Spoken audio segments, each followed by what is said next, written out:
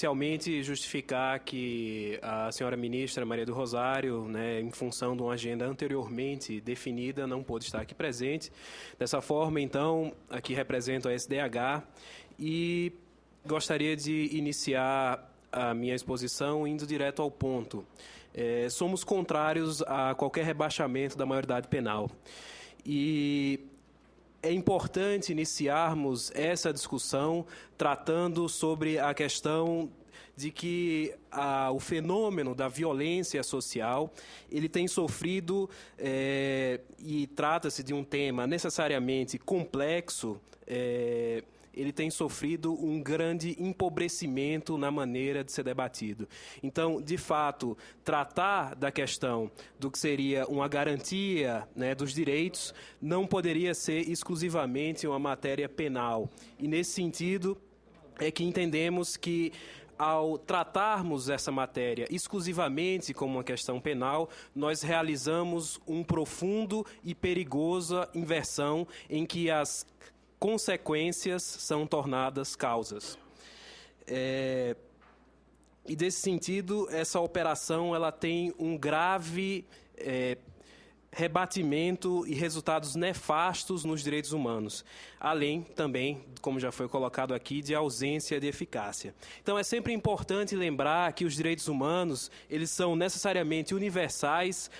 intransferíveis, indivisíveis, interdependentes e imprescritíveis. Então, dessa maneira, nós estamos falando de direitos humanos para todo mundo. Nós estamos falando não de direitos humanos que sejam efetivamente direitos humanos formulados só para aqueles humanos direitos. Direitos humanos precisa ser uma garantia para todas as pessoas. E nessa linha, então, do que seriam as danosas e equivocadas inversões, é que também gostaria de ressaltar a questão relacionada à mídia e ao desserviço como esse debate é colocado. É importante frisar que, como já foi colocado aqui pela representante do Conselho, a Cíntia, que essa questão do rebaixamento é uma pauta permanente na mídia e esse debate ele vem colocando que as ações de violência são exclusivamente cometidas pelos jovens. Não estou aqui querendo minimizar a questão dos atos de violência, da gravidade, mas dizer que essa simplificação ou essa pauta permanente, ela faz com que, se tivéssemos efetivamente a mesma disposição, o mesmo empenho dessa vigilância em relação à cotidiana situação de violação dos direitos dessas pessoas, certamente teríamos também uma inversão dessa posição, de que, efetivamente, os jovens e adolescentes são aqueles que mais cometem, crimes e atos infracionais. Dessa maneira, nós teríamos uma completa inversão e perceberíamos que, de fato, esses jovens e adolescentes são mais aqueles que recebem essa violação, aqueles contra quem são cometidas as violências. Pouco tempo dessa pauta no ar, em que teríamos a mesma possibilidade de visualizar a situação que efetivamente ocorre com os nossos adolescentes, seria suficiente para percebermos de uma forma mais realística que nascem mais meninas no Brasil, mas que durante o período dos 14 aos 18 anos a gente tem uma completa inversão dessa nossa pirâmide social, uma pirâmide social que equivale a um momento de guerra, em que, olhando de fora, a gente poderia perceber isso, e que efetivamente a causa dessa inversão, em que teremos nessas idades, a partir dos 14 anos, o maior número de meninas e não de meninos que nasceram, é justamente a questão das causas externas, como são definidas, que nada mais é do que a violência contra esse público. Então, ainda com pouco tempo que tivéssemos, esse mesmo empenho da mídia em colocar essa pauta de forma mais realística, perceberíamos que o que ocorre é exatamente uma inversão. em que as consequências são tomadas como causa. E tratando especificamente da questão relacionada à maturidade e ao desenvolvimento mental dos adolescentes, também sou psicólogo, e posso falar também tecnicamente a respeito desse tema, dizer que, primeiramente, definir o desenvolvimento mental necessariamente implica tratarmos de uma característica relacional. Se isolamos o componente cognitivo, ou seja, aquele relacionado ao discernimento, faremos então também uma redução do que seja efetivamente um desenvolvimento contextual e apartaremos essas pessoas do seu efetivo contexto.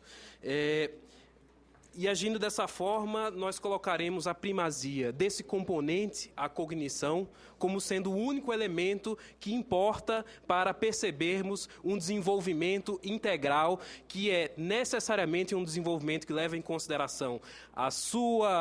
o seu contexto, a sua família, o seu entorno, as condições que lhe são propiciadas. Então, é nessa linha que tratar do discernimento é tratar de uma forma empobrecedora e também enviesada essa questão a respeito do desenvolvimento mental. Precisamos falar de um desenvolvimento relacional, de outras características que concorrem efetivamente ao estado do adolescente. Se tratarmos de maneira isolada esse componente do discernimento, cairemos sempre na armadilha de psicologizar e psiquiatrizar um fenômeno que é social. A violência é um fenômeno social, não pode ser encarado como um componente interno, como um componente que se relaciona como uma mera expressão individual da agressividade. Porque com essa questão definida dessa maneira, a nossa resposta sempre será simplificada. Será uma resposta de medicalização de uma questão social, será uma resposta de encarceramento de questões que necessariamente exigem um esforço muito mais ampliado do que uma simples definição de um discernimento e a sua individualização de um problema social. E agora, dialogando mais especificamente com as proposituras aqui dessa Casa, do Senado, o PLS 23/2003, que já foi recentemente aprovado na CAS e que está pronto para votação na Comissão de Direitos Humanos e Legislação Participativa, que visa modificar o ECA e também o SINASE, que fala exatamente nessa questão, textualmente, destinada ao adolescente portador de doença mental, doença ou deficiência mental, constatada por meio de exame médico-legal que se mostre incapaz de entender o caráter pedagógico e educacional das medidas socioeducativas. Ora,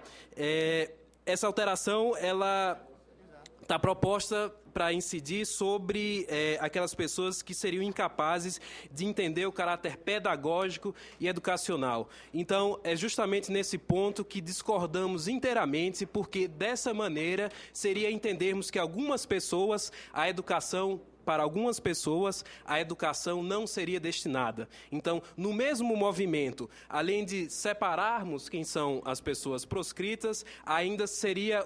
assumirmos o entendimento de que a educação não é para todas e todos, que teria um grupo que não teria capacidade de sofrer ou de receber ou de dialogar com os processos pedagógicos ou mesmo relacionados à questão das medidas socioeducativas. Então, ainda assim, percebemos nessa propositura uma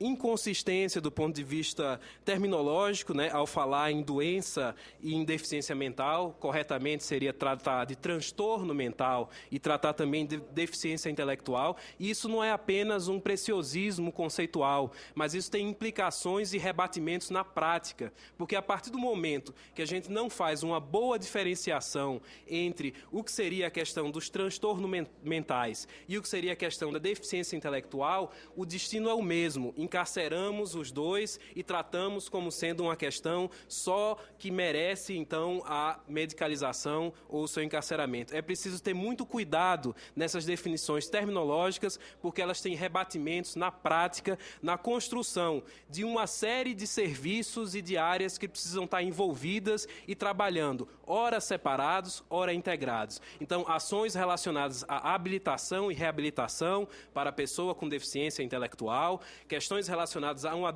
educação radicalmente inclusiva para essas pessoas, questões relacionadas, ora, ao campo da saúde mental e a uma atenção psicossocial para essas pessoas. Então, esses campos, eles precisam ser muito bem discutidos, porque eles têm um rebatimento claro e bastante complicador, né, nessa confusão na prática de como lidarmos com essas pessoas que têm necessidades distintas e que têm, portanto,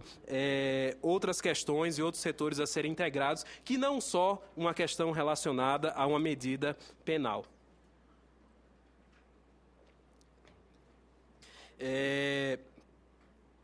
Gostaria, então, de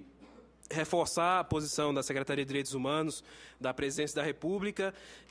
no entendimento do necessário fortalecimento do sistema de garantia de direitos e das instituições de cumprimento de medida socioeducativa, e, nesse sentido, entendemos que é importante para a questão da saúde mental e também da questão da deficiência intelectual uma maior integração com a rede de atenção psicossocial, essa que é a proposta colocada pelo Sistema Único de Saúde, e não como coloca o projeto, como sendo algo que deve dialogar com os procedimentos ambulatoriais e os procedimentos de internação. A internação, ela representa um último recurso e muitas vezes é entendido até como um fracasso da clínica. É necessário esgotar todas as outras possibilidades de interlocução, de um processo aberto, de algo que possa efetivamente apresentar tanto maior consistência quanto maior diversificação de serviços para necessidades distintas. Então, não podemos simplificar apenas com medidas de internação e de tratamento ambulatorial, uma oferta que deve ser muito mais qualificada e passando por outros setores, não exclusivamente da saúde, mas em se falando da saúde, necessariamente num diálogo com a rede de atenção psicossocial.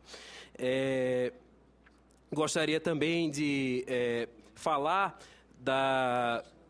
nossa posição contrária, né, à PEC 33 de 2012, que visa alterar, né, como já foi colocado aqui, e desconsiderar a imputabilidade penal dos maiores de 16 e menores de 18 anos, e seguindo essa mesma linha de raciocínio, não podemos tratar de uma matéria que efetivamente exige a estruturação de um sistema para defini-la única e exclusivamente como uma matéria relacionada, né, a uma matéria penal. Então, é nesse sentido que a Secretaria de Direitos Humanos tem uma posição muito clara em relação à defesa do não rebaixamento da maioridade penal. Muito obrigado. Agradeço ao doutor Alex e passo de pronto a palavra ao doutor Renato